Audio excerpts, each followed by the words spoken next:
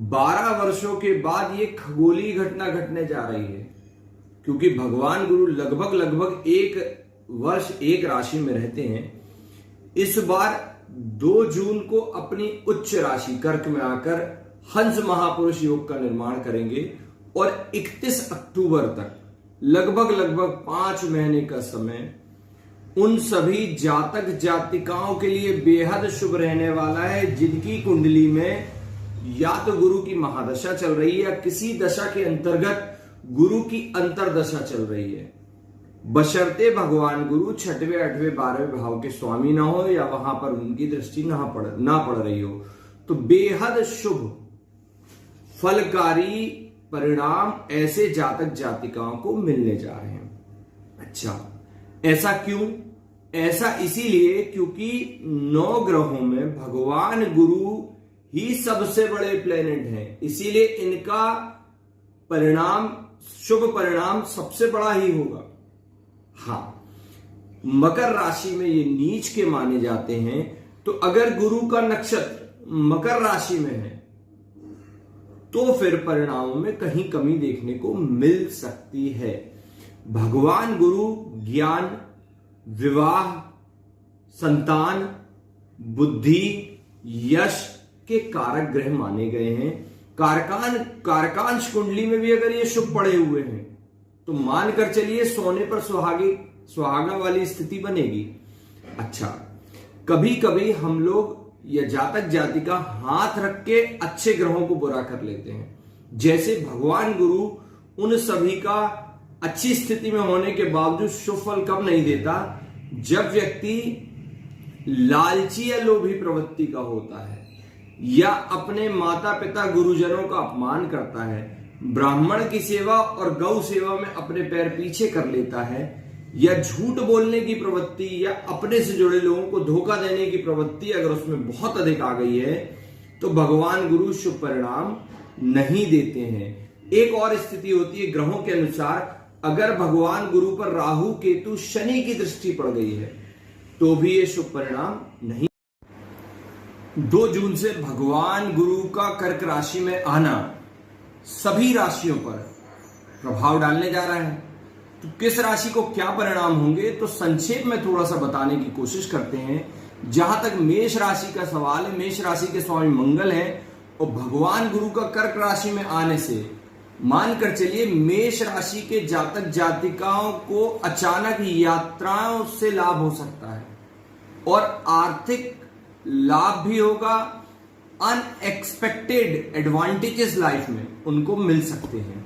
अच्छा, परिवार का सहयोगात्मक रवैया रहेगा, मतलब परिवार में कभी कभी सहयोग न मिलने के कारण जातक जातिका का मन अशांत रहता है, लेकिन 2 जून को राशि परिवर्तन करते साथ ही 31 अक्टूबर तक फेवरेबल स्थितियां मेष राशि के जातक जातिकाओं के लिए रहेंगी। अब वृषभ राशि की जहां तक बात करते हैं तो वृषभ राशि के जातक जातिकाओं को कर्म से अधिक भाग्य फेवर करेगा।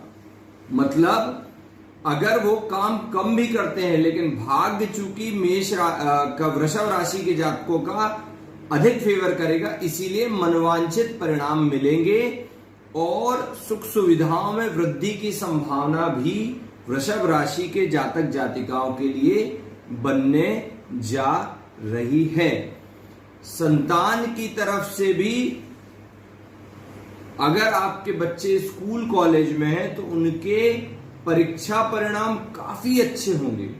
मिथुन राशि के जातक जातिकाओं का जहां तक सवाल है तो लायबिलिटी बढ़ने की पूरी संभावना है। निवेश जो आपने पहले किया है उसमें कई गुना बढ़ोतरी मिलेगी, लेकिन लोन जो एक शब्द होता है कर्ज, तो जैसा भी लोन आपने लिया उसकी चिंता मिथुन राशि के जातक जातिकाओं को बनी ही रहेगी।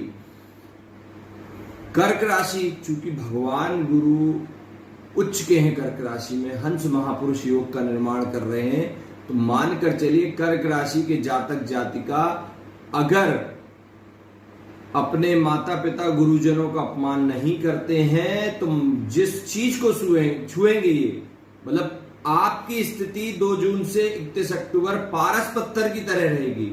जो आप छुएंगे वो सोना बनेगा। जिस काम में आप हाथ डालेंगे आपको सफलता मिलना निश्चित मानकर चलिएगा।